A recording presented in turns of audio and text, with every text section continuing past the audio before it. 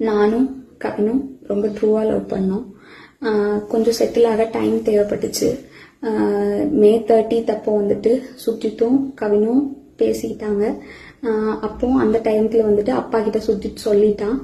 அப்பா வந்துட்டு இந்த மாதிரி லவ் பண்றியான்னு என்கிட்ட கேட்டப்ப இல்லப்பா நான் லவ் பண்ணல அப்படின்னு சொல்லிட்டேன். ஏன்னா கவின் என்கிட்ட டைம் கேட்டிருந்தான். இன்னொரு 6 months கழிச்சு சொல்லு ப்ளீஸ் அப்படின்னு சொல்லியிருந்தான். அதனால வந்துட்டு நான் வந்துட்டு அப்பா கிட்ட அன்னைக்கு சொல்லலை. அதுக்குள்ள நெக்ஸ்ட் அப்கமிங் மந்த்துக்குள்ள இப்படி ஆயிடுச்சு. 2 பேருக்குள்ள என்ன கான்வர்சேஷன் போச்சுங்கிறது தெளிவா தெரியாது. ஆனா கவினுக்கு ஃபோன் பண்ணி சுஜித் வந்துட்டு பொண்ணு கேட்க வாங்க, இவ மேரேஜ்க்கு மூவ் பண்ணாதான் அடுத்து என்னோட ப்ரொஃபஷனை பார்க்க முடியும் அப்படின்னு சொன்னான். அப்படிங்கிறது எனக்கு தெரியும் கண்டிப்பா.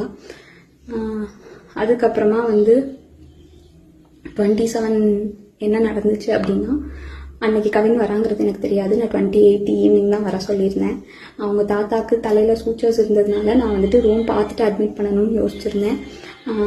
அப்போ வந்துட்டு ஆஃப்டர்நூன் மங்கம்மாள் சாலைக்கிட்ட வந்து நின்றுட்டு தான் எனக்கு வந்துட்டு தெரியவே செய்யும் அவங்க வந்திருக்காங்கன்னு சொல்லிட்டு. ஸோ டேரெக்டாக நான் அங்கே ஐபிக்கு கூட்டிகிட்டு போயிட்டு கவின் உள்ளே வந்தான். பட் அவங்க மாமா கிட்டேயும் மட்டும்தான் நான் பேசிகிட்டு இருந்தேன். பேசிட்டே அப்படியே கவின் வெளியே போயிட்டான்.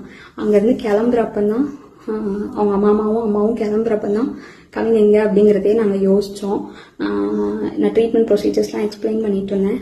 அப்போ யோசிச்சுட்டு நான் வந்துட்டு சொன்னேன்.